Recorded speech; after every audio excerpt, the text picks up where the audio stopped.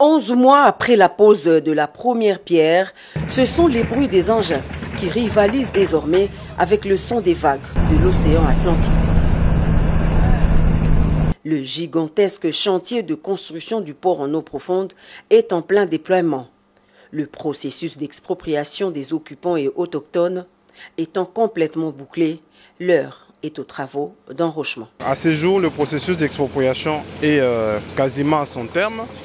Il est vrai que nous ne sommes pas parvenus à atteindre certaines personnes affectées par le projet.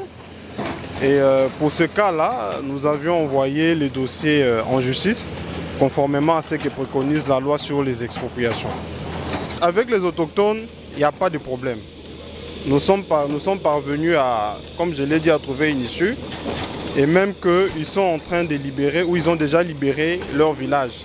Ils ont même déjà trouvé un endroit où sera construit un nouveau village.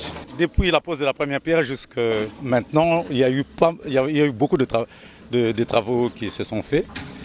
Entre autres, on a finalisé les études, on a approfondi les études. En même temps, il y avait des conditions suspensives qui devaient être remplies pour, par exemple, nous livrer le terrain. Parce qu'on ne pouvait pas commencer directement les travaux quand toutes ces conditions n'étaient pas complètement remplies. Donc c'est la raison pour laquelle on a commencé les travaux proprement dits il y a un mois.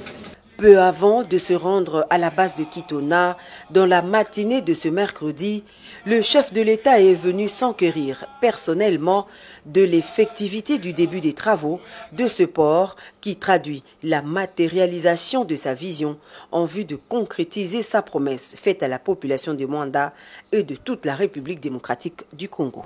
C'est un projet qui est titanesque, mais au-delà de son importance comme superstructure, c'est un projet qui économiquement va apporter énormément de choses pour le pays, parce que ça sera un port en eau profonde, donc absolument il va nous rendre compétitifs par rapport aux autres ports de la sous-région.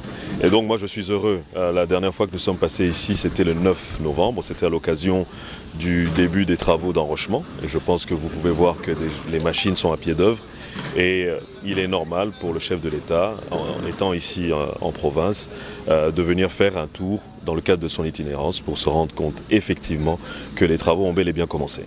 Quand un projet se lance, il faut avoir la ferme conviction que ce projet va arriver à son terme. Ce n'est pas une option de commencer à chaque fois critiquer un projet quand il démarre. La seule option que nous avons, c'est de tous soutenir le projet pour qu'il puisse voir le jour, parce qu'il est de l'intérêt de tous les Congolais.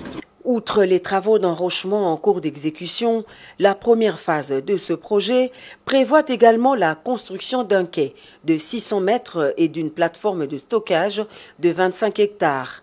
L'expropriation et la relocalisation de la force navale se font sans entrave, d'autant plus que l'ouvrage est construit pour une cause d'utilité publique.